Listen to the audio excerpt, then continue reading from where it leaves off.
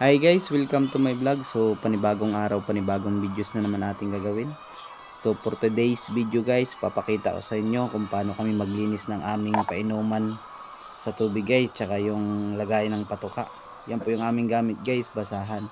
Yan po yung aming pinanglilinis. Bago yan guys, intro muna tayo.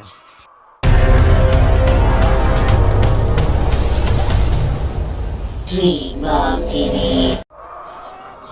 Yan guys, ganito pala kami maglinis. Ang gamit namin dyan guys, basahan. Tinatanggal namin muna yung maruming tubig, dinidrin namin, tsaka yung mga lamog-lamog guys, tinatanggal din namin, mga lumot-lumot. Papalitan namin ng bagong tubig. Sa pagtutulak pala guys ng tubig, kailangan dandahan kasi baka umapaw guys, mapunta dun sa patuka. Doon kasi nagsisimula uurin yung patuka guys kapag nabasa. Kailangan pagtutulak ng tubig dahan-dahan lang para hindi umapaw. Bali yan po yung ginagawa namin guys araw-araw bago kami magpatuka. Lilinisin muna namin yung lagayan ng tubig tsaka yung lagayan ng pids. Yan, patuka na yan. Nililinis namin yan guys kada araw. Mga 4:30 kami nagsisimula paglinis. Mga 5 na kami nagpapatuka.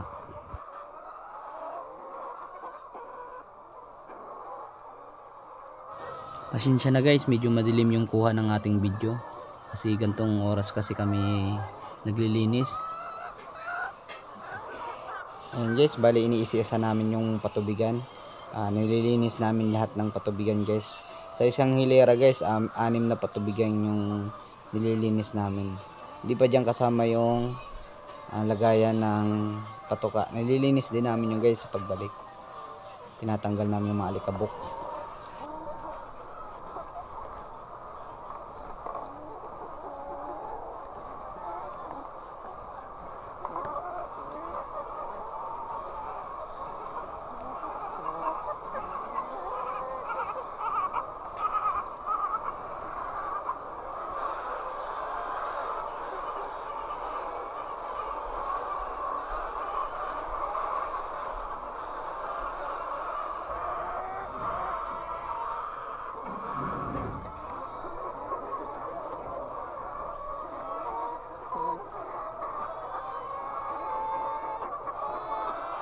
Ayan guys, tapos na tayo sa paglilinis. Magsisimula na tayo sa pagpapatuka. Ready natin yung postcard guys. Diyan natin nilalagay yung pids. Dalawang sakong pids yung nilalagay natin guys.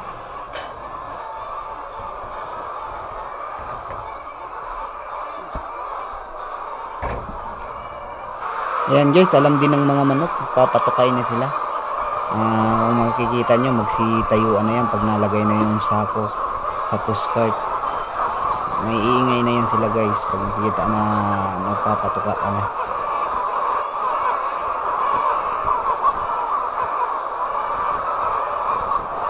Tara, patuka muna tayo guys.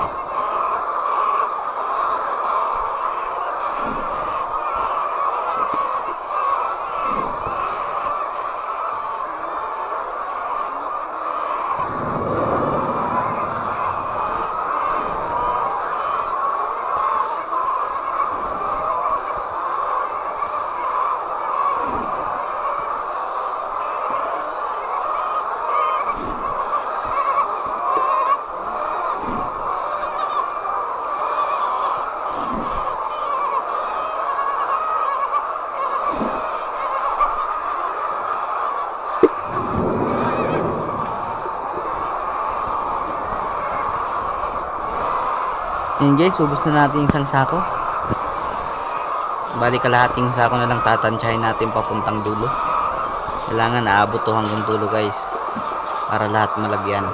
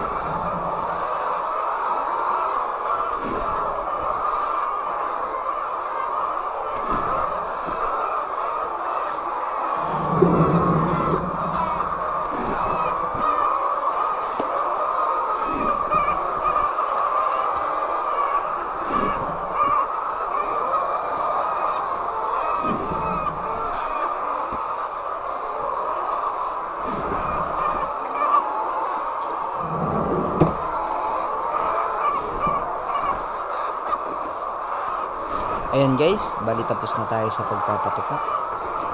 Sa pagbalik naman guys, winawalis namin yung pathway kasi maraming nalalaglag na feeds, kailangan walisin.